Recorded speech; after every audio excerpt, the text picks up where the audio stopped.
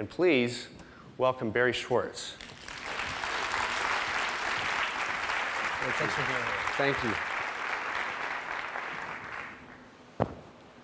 Hi, everybody.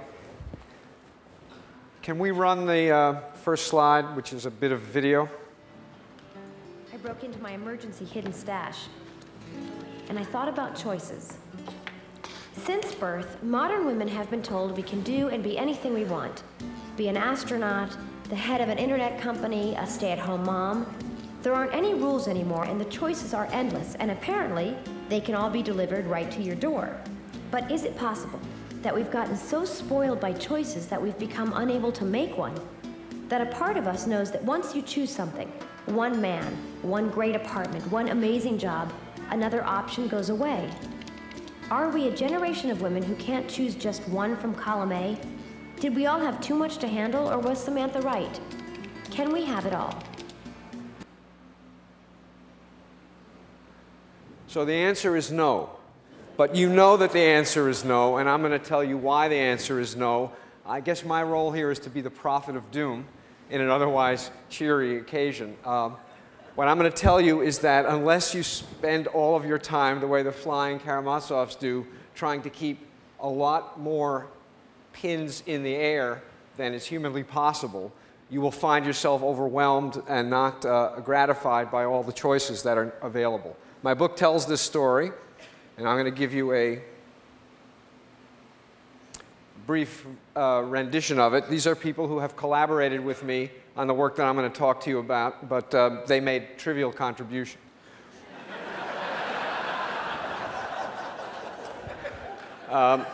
So my interest in the problem began when I went to replace my jeans at the Gap. I do that as infrequently as I possibly can, because I hate to shop in general, but especially I hate to shop for jeans. So I went in and I told him my size, and I said, give me a pair. And the salesperson said, do you want slim fit, easy fit, or relaxed fit? Do you want boot cut or taper? Do you want zipper fly or button fly? Do you want acid wash, stone washed, or distressed? And my mouth dropped open and I said, I want the kind that used to be the only kind. But the salesperson, being 12 years old, had no idea what that was, and so I spent an hour trying on all of the different kinds that were available to me. And what happened was, after an hour, I ended up with the best fitting jeans I had ever purchased. And I felt worse about the experience than I ever had before. I did better, and I felt worse. And I spent 2 years trying to determine whether that was something weird about me, weird about jeans, or something about our culture. Is it good news or bad news that we have this kind of choice with respect to jeans and, as you'll see in a minute, everything else? The answer to the question is yes. I'm going to spend no time on what's good about it, because we all know what's good about having all this freedom of choice. It enables us to be who we are and do what we want to do. 3 cheers for democracy. 2.5 cheers for capitalism is what made the nation great, right? Isn't that what we all believe? So I'm not going to talk about that. I'm going to talk instead about what's less good about it. But first I want to give you a sense of what the it is that we're talking about. So this is what my supermarket has available. It's not even a big supermarket.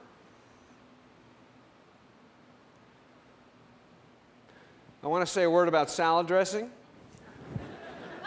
The 175 salad dressings doesn't include the 10 extra virgin olive oils and 12 balsamic vinegars you could buy in case none of the 175 that are already made for you do the job.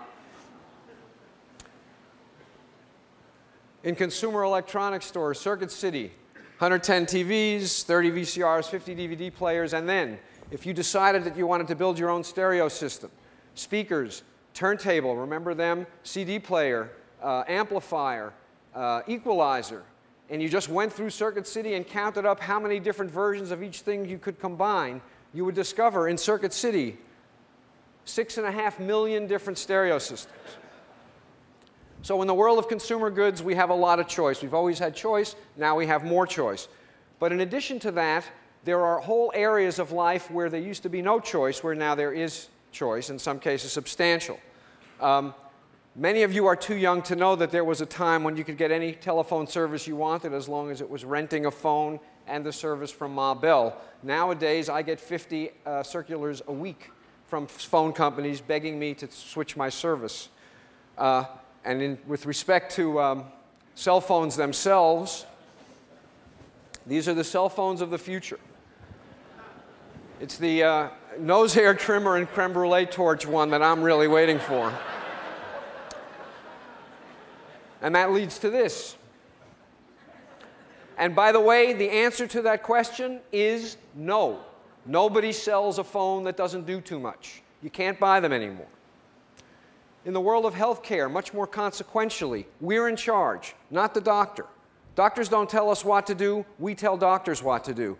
The most striking evidence of this is the unbelievable marketing of prescription drugs on regular network television shows to you and me. They succeed in convincing us, what can we do? We can't go to the drugstore and buy them. So all we can do is call up the doctor and say, what the hell are you doing? Why didn't you give me this prescription instead of that one? We are in charge. A burden, by the way, which is borne almost entirely by the women in households. They take care of themselves, they take care of the children, and they take care of their negligent husbands. Retirement plans, most employers trying to be helpful to their employees, offer a wide range of different investment vehicles into which we can put our retirement money, and I'll in a minute talk to you about the consequence of that. Major choices to be made. Wells Fargo may help, but it's not adequate. No bank is adequate, as we'll see. We get to choose what we're going to look like. After you solve the genes problem, there's still the question of whether you want to suck out a little bit of tissue from one part of your body and inject it into another part, or paralyze your face so that it doesn't have any wrinkles. You know, in the modern world, the truth of the matter is that being ugly is a matter of choice. And that puts an incredible responsibility on each and every one of us every day. When you look in the mirror, you chose to look the way you look. There is much, much more freedom of choice with respect to intimate relationships. Do I get married or don't I? Do I do it now? Do I do it later? Do I have kids or don't I? Do I have them now or do I have them later? And when can I give them away?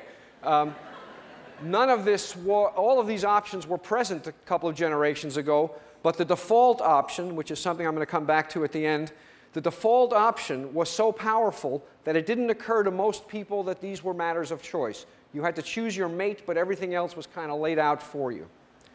Even who we are as people is a matter of choice now in a way that it wasn't. We don't inherit identity to anywhere like the extent we did, and we get to recreate ourselves on a daily or even hourly basis, which some people think is good news. Whoop. There we go. This is about identity.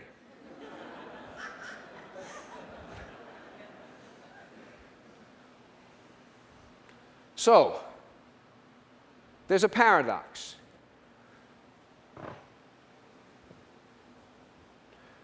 Americans have more freedom of choice than any people ever have anywhere in the history of the world.